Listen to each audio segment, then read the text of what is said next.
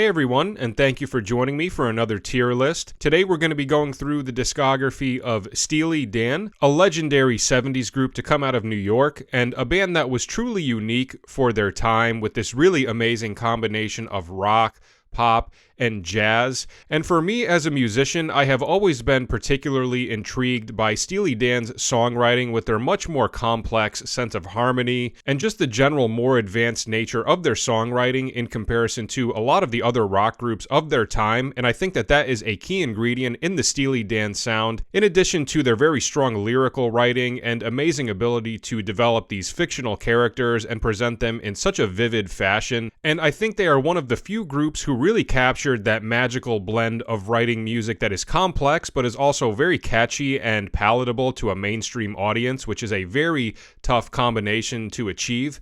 And I'm just very happy to be covering them for today's episode. So what I'm going to do is go through their 9 studio albums, starting with Can't Buy a Thrill and going up to Everything Must Go, and I will score each of them on this tier list, with S being the highest and D being the lowest, and I'll talk a little bit about each album, let you know my thoughts, and we will see where we end up. And please feel free to let me know your thoughts in the comments, where you agree and disagree and how you would rank these 9 albums. I would love to hear your thoughts. Alright, I think that's about it. Let's jump right into it.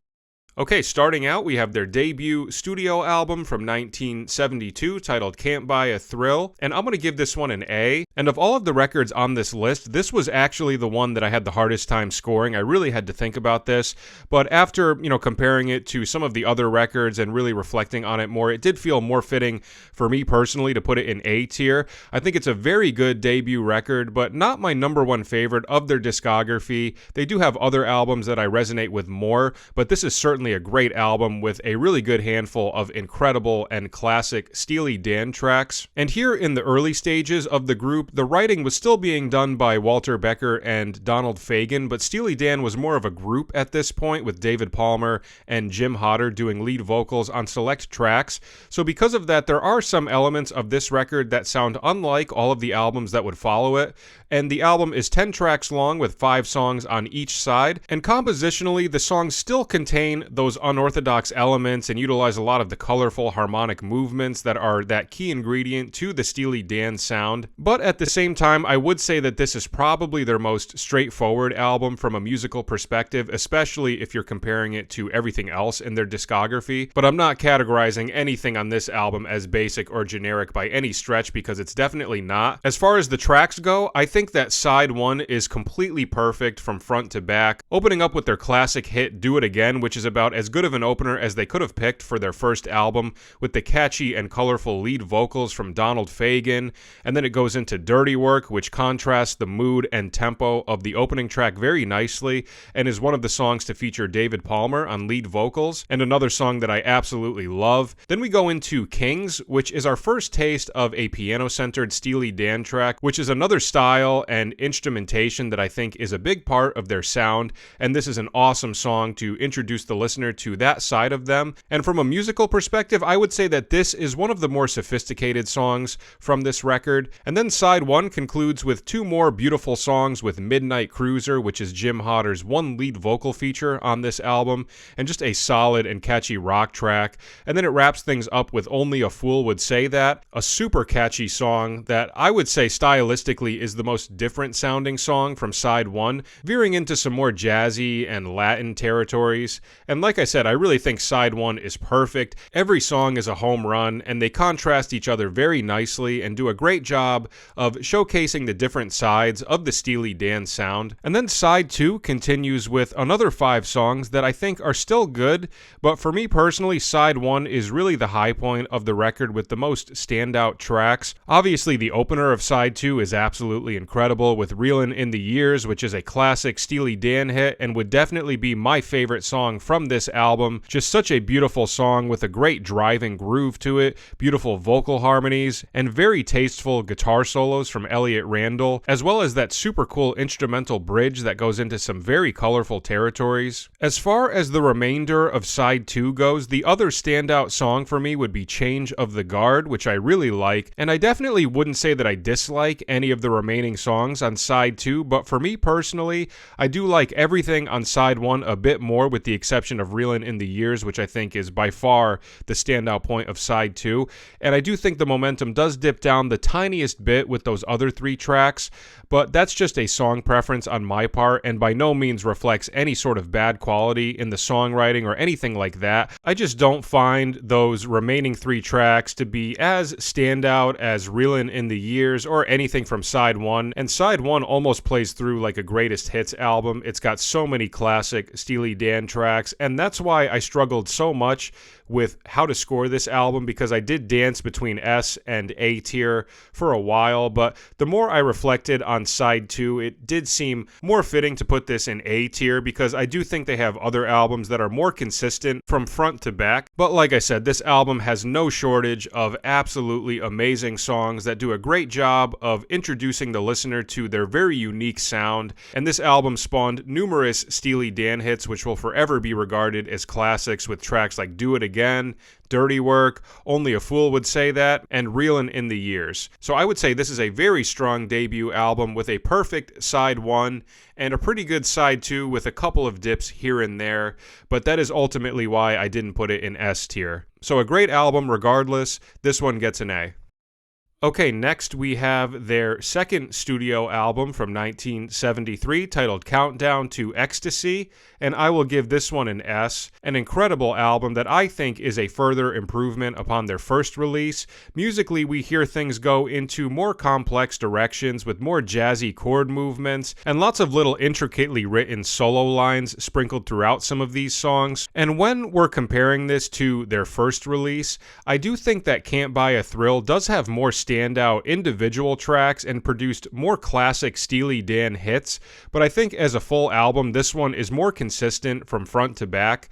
It's 8 tracks long with 4 songs on each side.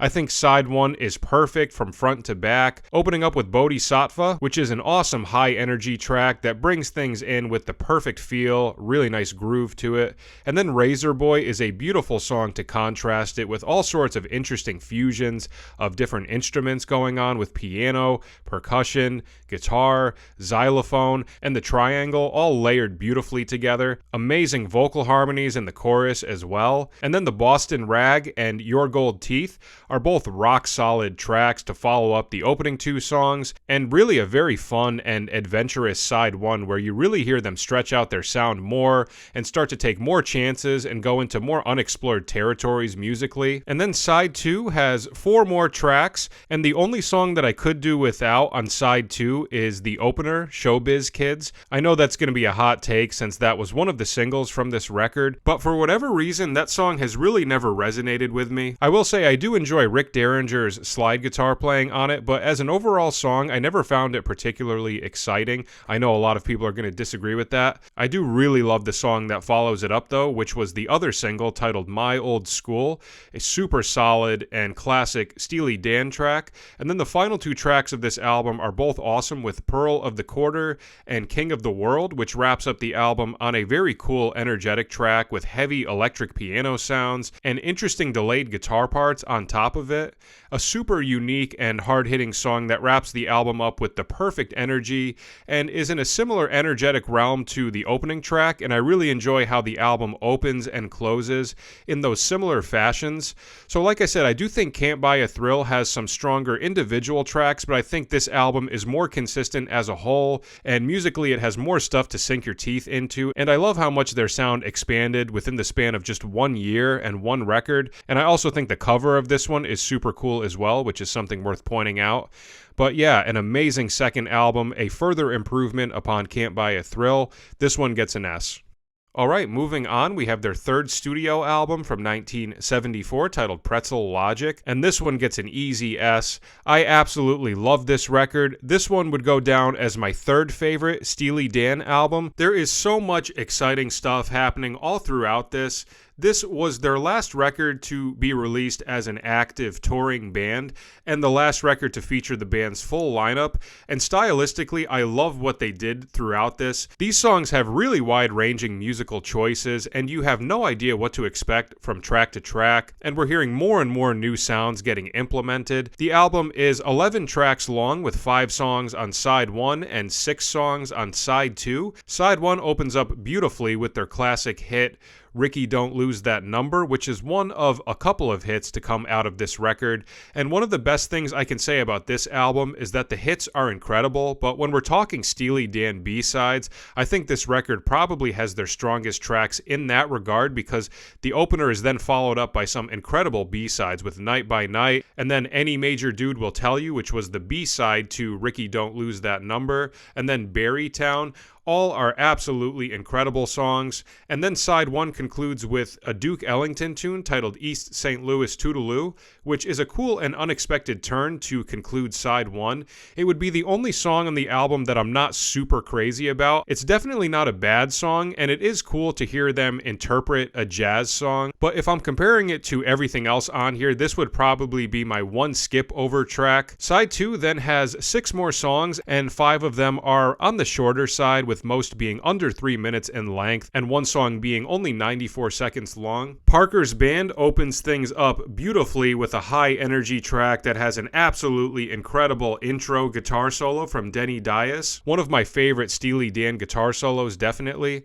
Then that is followed by another incredible 5 songs, and I don't think side 2 has a skip over moment. It's got another amazing hit with Pretzel Logic, and then again some seriously high quality B-sides that go in all sorts of directions, like the piano-centered tracks Through with Buzz and Charlie Freak, which incorporates some more classical harmonic movements. With a Gun is a cool energetic track that utilizes some acoustic guitars, which is a sound that we hear a little bit throughout this record, and another new sound that we don't typically hear very much from Steely Dan. And then Monkey in Your Soul is a cool groovy song with distorted bass and just a very cool mood to conclude this very adventurous album on. So I love everything they did throughout this. So much variety and surprise from track to track, and an even further stretch of their sound, which I really appreciate, and the perfect combination of great hits and really strong B-sides, which makes for a very enjoyable listen. So a great album, my third favorite Steely Dan record. This one gets an S. Okay, next we have their 4th studio album from 1975 titled Katie Lied, and I will give this one an A. I think this album is very strong, but I do think it's a very slight downgrade to the previous 2 records, but obviously this one is still amazing musically and lyrically, but just from a stylistic and song preference, I feel like I do resonate more with the previous 2 records. The album is 10 tracks long with 5 songs on each side. Side 1 opens up very strong with 2 back-to-back singles, Black Friday and Bad Sneakers. Black Friday is a really great, energetic, and groovy opener, and Bad Sneakers is just a beautiful song and would be my personal favorite from this album. Rose Darling is a nice pickup in energy after Bad Sneakers, but not a song I'd regard as an exceptional Steely Dan track, but nothing wrong with it either.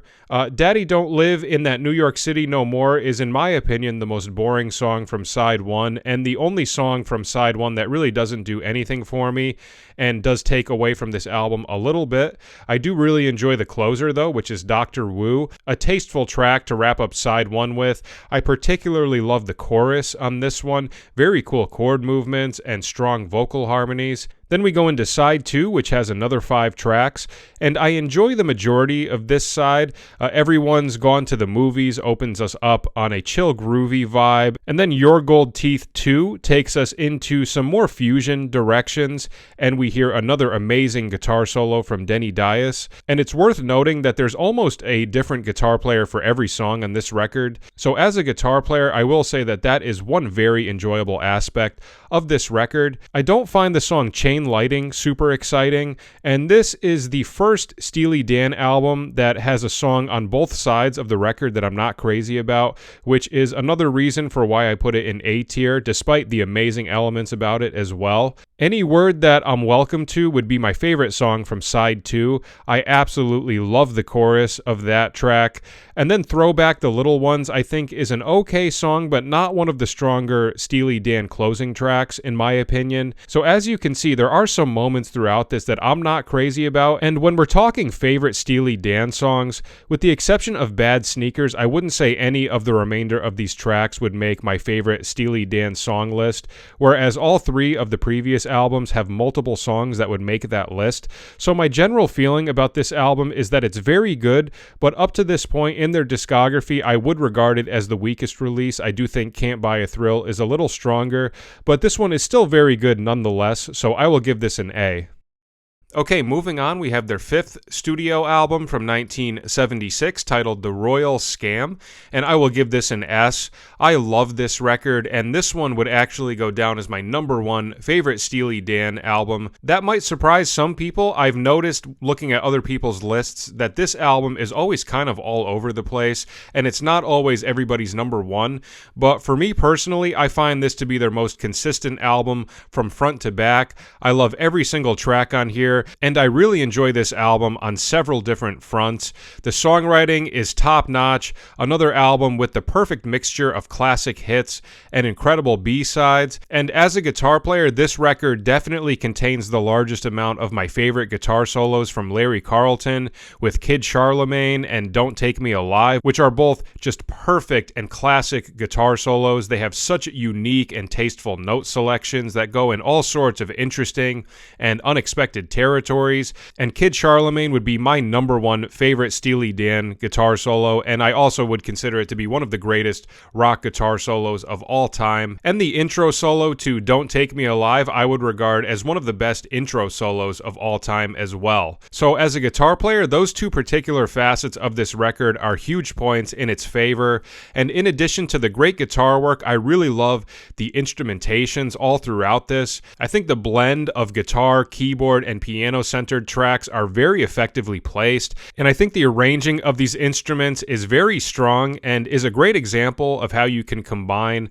guitar and keyboard in a very smooth and effective manner with distinct parts that don't clash and get in the way of each other and instead complement each other very nicely. And from a song perspective, I think from front to back, every single song on this is amazing. Kid Charlemagne and Don't Take Me Alive would both make my list of top 5 Steely Dan songs, and this is the only album to have 2 songs to make my top 5 favorite song list, so that's another thing hugely in favor of this record. And I really love every other song on here as well, but if I had to narrow it down to a couple of favorites, I would go with Sign In Stranger, Everything You Did, and Green Earrings, which takes on some very cool fusion flavors that opens side 2 on a very cool vibe. Some other noteworthy musical moments on this record for me are the talk box on Haitian Divorce and Walter Becker's guitar solo on The Fez, which I find to be very tasteful. So like I said, I know this record doesn't always pop up as everyone's favorite of the Steely Dan discography, but for me and the types of sounds that I resonate with as a listener, this is my number one favorite album of theirs. I really think it's phenomenal from front to back and contains the strongest guitar work of any Steely Dan record and is the only record to contain 2 of their songs that would make my top 5 favorite song list. So an incredible album on so many different fronts. My favorite Steely Dan record, this one gets an easy S.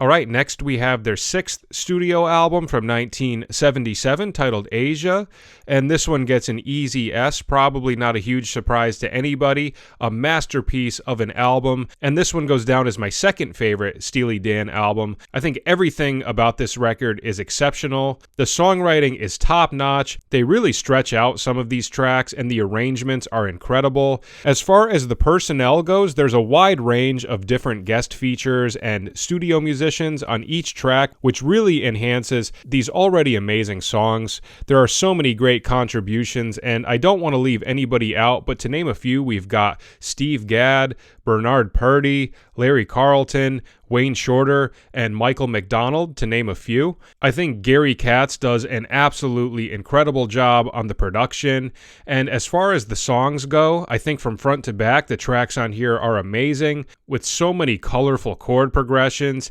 tasteful grooves, lush instrumental arrangements, and adventurous section changes throughout these tracks. I love every single song on here, but if I had to pick a few favorites, I would go with Deacon Blues, Peg, and Josie. As far as the closing track goes, I don't think they could have picked a better song than Josie, and Deacon Blues is probably my number one favorite Steely Dan song. I love everything about that track, the very unorthodox and colorful chord movements, the beautiful vocal melodies, the really long form that takes all sorts of twists and turns from one section to the next, just everything that I love about Steely Dan in one masterpiece of a track. Some other noteworthy musical moments throughout this record for me are the layered solos on Asia with Steve Gadd on drums and Wayne Shorter on sax, which is an absolutely mind-blowing pairing. And then Steve Gadd gets an additional outro solo, which is insane. One of my favorite musical moments of this record, and they really stretch these songs out to include some of these amazing guest features and solos, and pairing that with the incredible production, the top-notch songwriting, and the very wide palette of instruments from track to track make for a very enjoyable album that is rightfully regarded as one of the best albums of the Steely Dan discography. And like I said, this one goes down as my second favorite Steely Dan record, so probably not a huge surprise to anybody. This one gets an easy S. Alright, next we have their 7th studio album from 1980 titled Gaucho, and I'm going to give this a B. I think this album is pretty good, but I wouldn't say it's as strong as their first 6 releases. It still has some stuff that I think is great, but if I am comparing it to everything else up to this point, I would say this is the weakest record that they've put out so far, and I don't think it has as many exceptional and standout tracks as all of the other records do. Similar to Asia, this album features numerous different guest musicians from track to track, with some standouts for me being Michael and Randy Brecker, Jeff Porcaro, and Mark Knopfler, among many others. This album is on the shorter side with only 7 tracks, with 3 on side 1 and 4 on side 2. And I find that the energy on this album gets to be a little too sluggish at times, and stylistically this one is more on the mellow yacht rock sort of side of things. And while it does have some songs that I do find very enjoyable, I wouldn't say that any of my favorite Steely Dan tracks happen on this record, and those are my main reasons for putting it in B tier, but obviously it still has some great stuff throughout it. For side 1, it opens up with Babylon Sisters, which I think is okay, but not the most exciting and intriguing song that they could have opened the album with. I know that was one of the singles from this record, but I've never found that song super exciting. I think Hey 19 is by far the strongest of the 3 songs on side 1. It's a very groovy and tasteful track that sounds like a precursor to Donald Fagen's first solo album, The Nightfly, and I think Glamour Profession is a cool song, but also not one that I would regard as a really exceptional Steely Dan track. I do think it goes on for a tad long, too. For side 2, I really enjoy 2 of the 4 tracks. I think the title track, Gaucho, is incredible and would be my favorite song from this record. I think it's a very pretty ballad with colorful vocal melodies and really cool chord movements. A very powerful chorus too, with these really full and lush vocal harmonies. I also really enjoy My Rival, a song with the perfect blend of groove and harmonically adventurous chord movements. I wouldn't say Time Out of My Mind or the closer, Third World Man, are bad songs, but similar to what I said about Glamour Profession, I don't think either of these are really standout or exceptional Steely Dan tracks in the grand scheme of their discography, and that's the general feeling I get about a decent amount of the songs on this record, and ultimately why I put it in B tier. Like I said, I do think Hey 19, Gaucho, and My Rival are all excellent tracks, and some of the other ones are okay, but up to this point, I do think this is the weakest record of their discography, and track to track, I don't think it reaches the highs that their other 6 records have up to this point. So I would say it's a pretty good album, but not amazing. I'll give it a B. Okay, next we have their 8th studio album from 2000 titled Two Against Nature, and I will give this a B.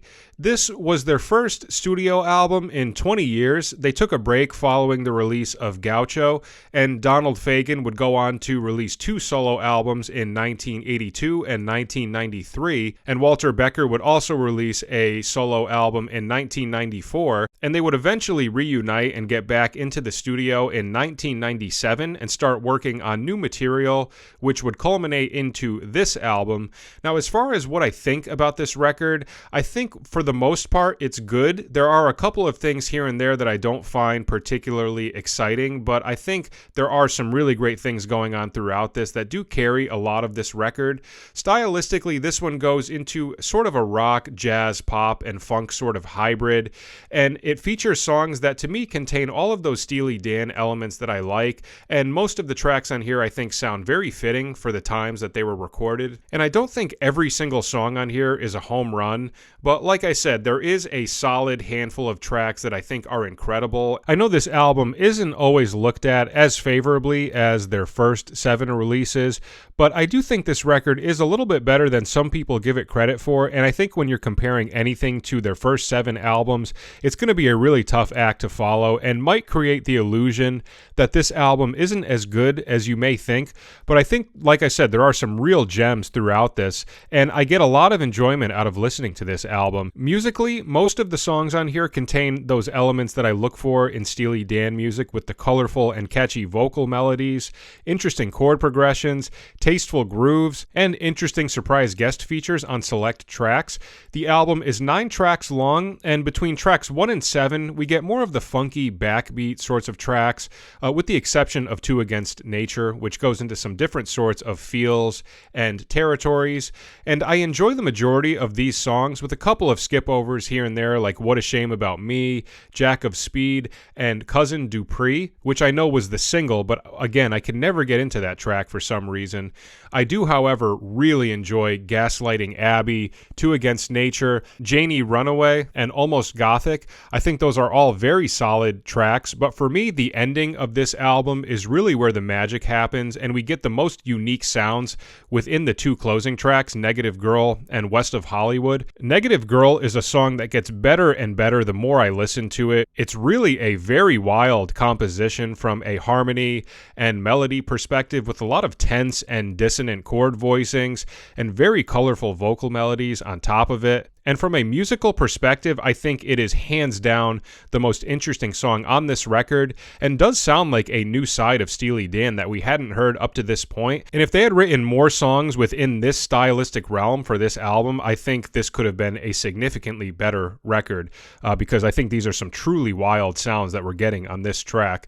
And I also absolutely love West of Hollywood. I think it's the perfect song to conclude this album, hitting us with another very cool fusion-y and experimental rock track that also has a very solid groove and drive to it. And I always just wonder if they had written a couple of more tracks that are in a similar realm to these 2 closing tracks, as well as the title track, Two Against Nature, I could have very well put in this album in S tier, because I hold all 3 of those tracks in very high regard, and I think they are the magic that really upgrades this album. Believe it or not, Negative Girl would make my top 10 favorite Steely Dan songs. I just cannot get enough of that track. And like I said, the funky, more backbeat sorts of tracks I think are mostly good, with a couple of skip-overs here and there.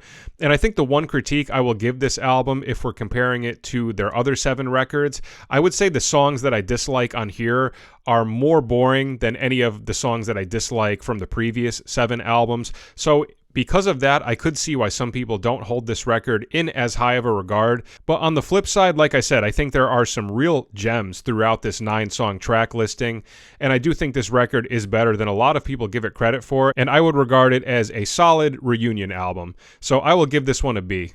Okay, and last we have their 9th and final studio album from 2003, titled Everything Must Go, and unfortunately I'm going to give this one a C. I think this album is okay, but definitely not great, and would be my least favorite of the Steely Dan discography. There are things that I do enjoy about it, and it does have a handful of tracks that I like, but I also don't think that it offers a ton of new and exciting sounds, and I would say this record contains their most bland and vanilla-sounding songs, whereas with Two Against Nature, a lot of it did feel fresh, and there were some new sounds to grasp onto, and they clearly had more new stuff to give at that point. This one almost kind of sounds like the leftovers of Two Against Nature. and I just find a lot of the exciting elements of Two Against Nature to be lacking on this record if I compare the two. And if I compare it to their first 7 albums, then I think it really highlights some of the stuff that's missing from this one. It opens up with The Last Mall, which I don't find to be a terribly intriguing way to open the album. Nothing about it really grabs my attention and makes me excited to see where the record is going to go.